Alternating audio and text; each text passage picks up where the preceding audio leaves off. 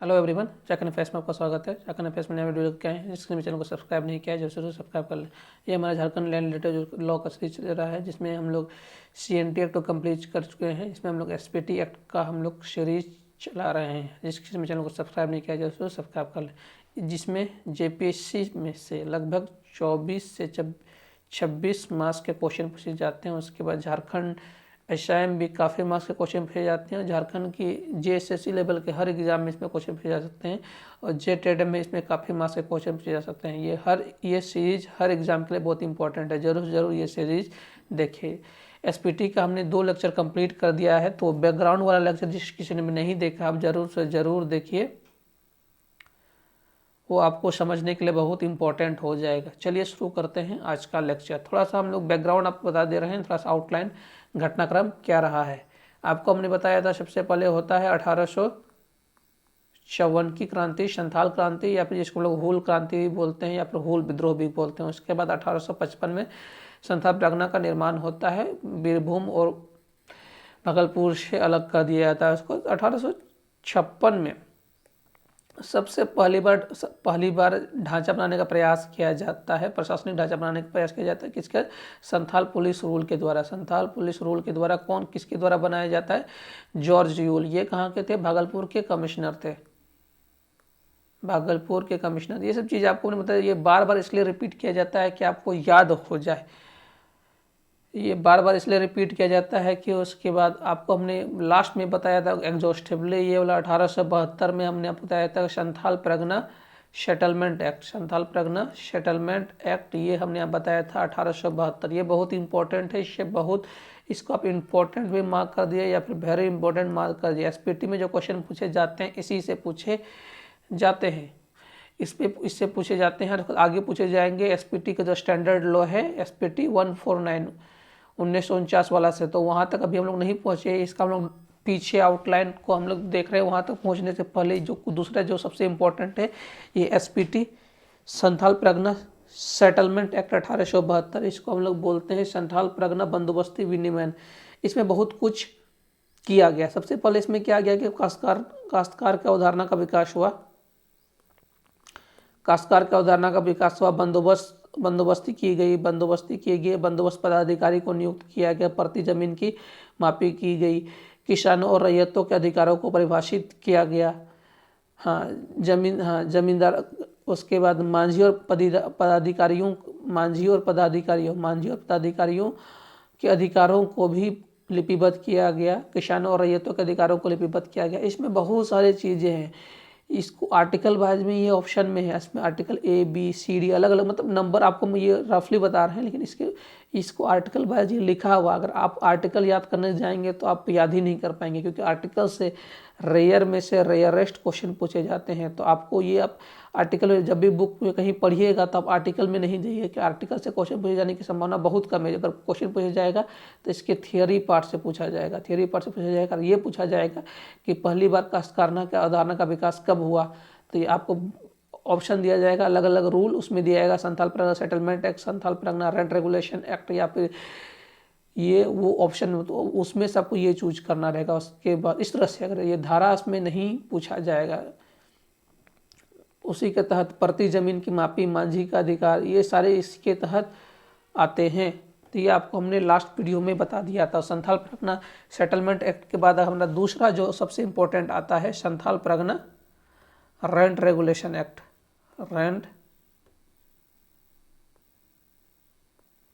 Rent regulation act आता है। ये हम इस पर 2 बार, इसमें आपको हमने बताया था कि 2 बार इसमें संशोधन हुआ है, 1934 में और उसके बाद 1944 में। इसमें भी लेकर क्वेश्चन पूछे जाते हैं। पिछले सालों के क्वेश्चन को देखिएगा तो आपको दिखेगा इसमें 2 बार इसमें क्वेश्चन पूछे गए हैं। Santhal Pargana rent regulation act हमारा, उसके बाद आता है 1886। ये आज हमारा टॉपिक है। ये देखिए इस आउटलाइन, इसलिए जितना वीडियो देखेगा, जितना बार आपको हमने हर बार बैकग्राउंड से आपको याद करवाया है, ये सब चीज़ें इससे क्वेश्चन पूछे जाते हैं। तो चलिए आज का वीडियो हम लोग शुरू करते हैं। Santhal Pargana rent regulation act 1886।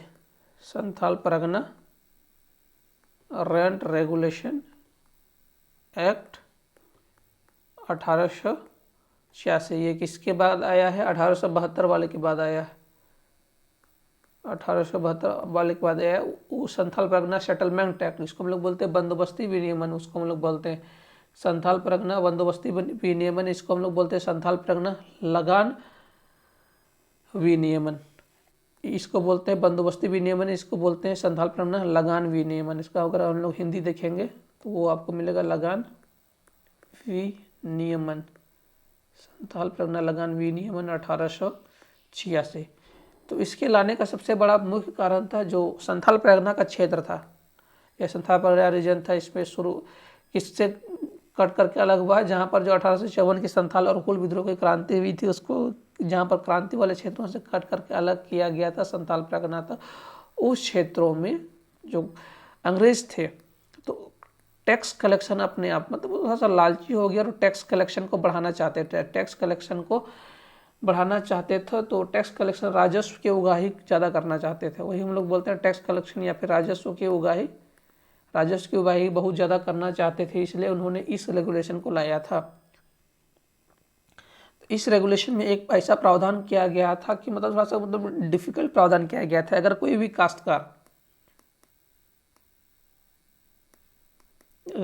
काश्तकार टैक्स देने के लिए असमर्थ रहता है, टैक्स देने के लिए असमर्थ रहता है तो उसकी ज़मीन उससे ले ली जाती थी, उसकी ज़मीन उससे लेकर के दूसरे को दे दी जाती थी, उसकी ज़मीन उससे लेकर के दूसरे को दे दी जाती थी इस रूल के तहत।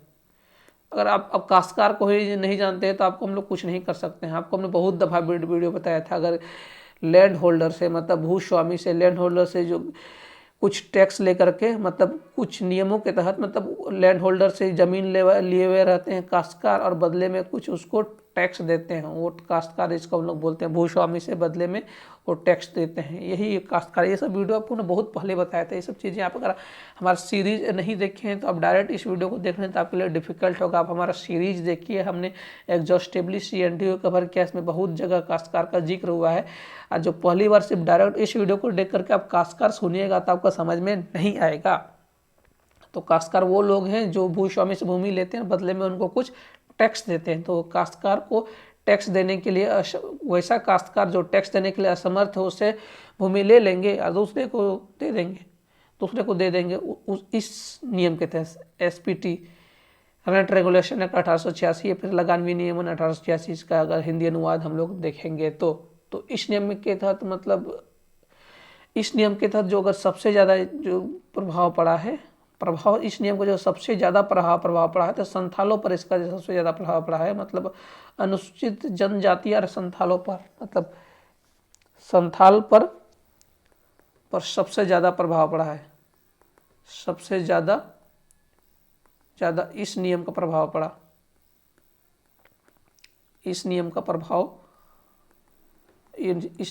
पड़ा। संथालों को सबसे ज़्यादा अपनी ज़मीन इस नियम के तहत खोनी पड़ी, क्योंकि आपको पता था कि काश्तकार कोई भी किसी भी तरह से अगर टैक्स देने के लिए असमर्थ है तो उसकी ज़मीन उससे लेकर के, और इसमें लोग क्या करते थे कि जानबूझ के हेवी टैक्स होता था, तो इसमें बाहर के लोगों को, जो हम लोग बोलते हैं ना कि झारखंड में बाहर के लोगों को कैसे बसाया गया था, ये उसी समय था। अंग्रेजों ने इसी नियम के तहत बाहर के लोगों को बसाया था। Santhal Pargana rent regulation act 1886 के तहत बाहर के ज़मींदारों को बसाया था। तो ज़मींदार लोग तो डायरेक्ट खेती नहीं करते, दूसरे से खेती करवाते, लेकिन संथाल लोग डायरेक्ट खेती अपनी भूमि पर करते थे। लेकिन ज़मींदार लोग तो अपनी भूमि पर डायरेक्ट खेती नहीं करते, किसी और से करवाते थे। लेकिन संथालों के पास भले ही ज़मीन ज़्यादा थी, लेकिन वो लोग ज़मीन ज़्यादा होने के बावजूद भी ज़मीन के आधार पर उतना टैक्स, जैसे होता है ना कि आपके पास बड़ा ज़मीन होने पर आपको ज़्यादा टैक्स देना पड़ेगा, अगर आप ज़्यादा टैक्स नहीं दे पा रहे हैं तो आपको ज़्यादा ज़मीन आपसे ले ली जाएगी। उसी आधार पर उन लोगों से ज़मीन ले ली गई और बाहर के लोगों को यहाँ पर बसाया गया, बाहर के लोगों को झारखंड में बसाया गया, जिसमें मतलब बंगाल के ज़मींदार और बंगाल के खास करके ज़मींदारों को यहाँ पर बसाया गया, बंगाल के जमींदार और भी बाहर आसपास के जितने भी राज्यों के जमींदार थे बंगाल, और इसमें खासकर सूदखोर महाजन, मतलब हम लोग बोलते हैं ना जितने बड़े बड़े ये थे, मतलब उस समय के जो वे पैसे वाले थे, सूदखोर महाजन ठेकेदार। आप इसको हम लोग बोल सकते हैं झारखंड में पहली बार बाहर के लोगों को बसाने का प्रयास इसमें किया गया है। पहली बार झारखंड में, उसमें तो झारखंड नहीं था, मतलब झारखंड के क्षेत्र में, मतलब हम लोग अवधारणा बना सकते हैं ना इस मैप में, मतलब उस मैप में झारखंड के क्षेत्र में बाहर के लोगों को बसाने, बाहर के लोगों को मतलब एक ये मतलब अंग्रेजों के द्वारा, मतलब एक क्या, मतलब एक उनके पास जो उनको ये था लालच के थ्रू बसाया गया, बाहर के लोगों को लालच के द्वारा बसाया गया, लालच के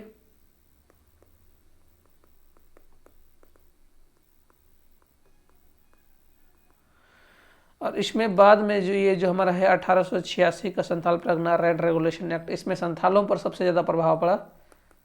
संथाल और अनुसूचित जाति इसमें सबसे ज़्यादा प्रभावित थी, संथाल लेकिन उससे भी ज़्यादा प्रभावित थी, संथाल और मतलब शेड्यूल ट्राइब और शेड्यूल कास्ट सबसे ज़्यादा इसमें प्रभावित थे। तो बाद में उसमें 1907 में इसमें संशोधन होता है, इसमें संशोधन होता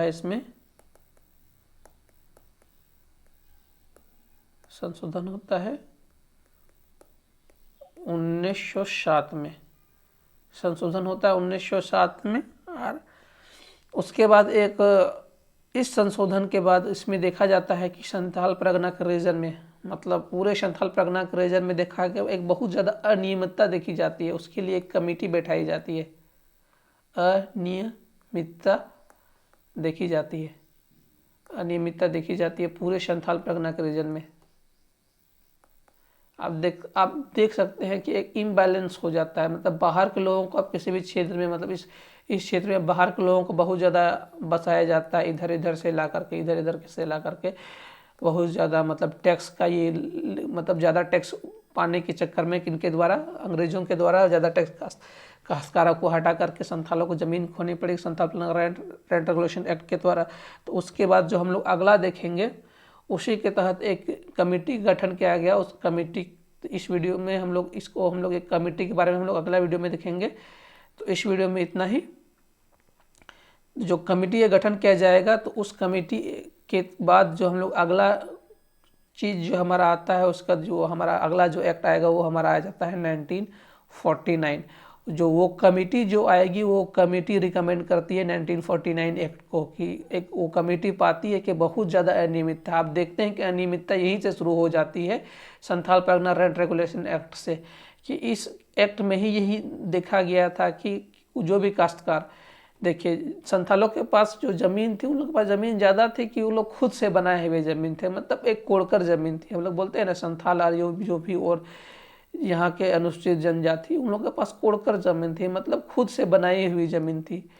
तो लेकिन ज़्यादा ज़मीन होने के बावजूद अगर वो आप उतना टैक्स नहीं दे पा रहे थे अंग्रेज़ों के आधार पर, तो वो ज़मीन को उनसे छीन लिया गया उस आधार पर। जमींदार क्या था कि उन लोग डायरेक्ट खेती नहीं करते थे, दूसरे से खेती करवाते थे, तो उस आधार पर वो आसानी से वो टैक्स दे देते। इस आधार पर वो झारखंड में एक अनियमितता पाई गई। Santhal Pargana rent regulation act 1886 1909 में संशोधन हुआ था। इसी अनियमितता को देखने के लिए कमेटी बनाई गई। कमेटी ने एक रिपोर्ट दिया बिहार सरकार को, उस समय के आसपास के बिहार सरकार को। उसके बाद एक संशोधन के बाद ये संथाल परगना एसपीटी 1949 का गठन होता है। तो उसको हम लोग आगे के वीडियो में देखेंगे। इस वीडियो में इतना ही। आपकी कोई भी क्वेरी हो कमेंट सेक्शन में दे सकते हैं। और इस वीडियो को देखने के लिए आपका बहुत बहुत धन्यवाद।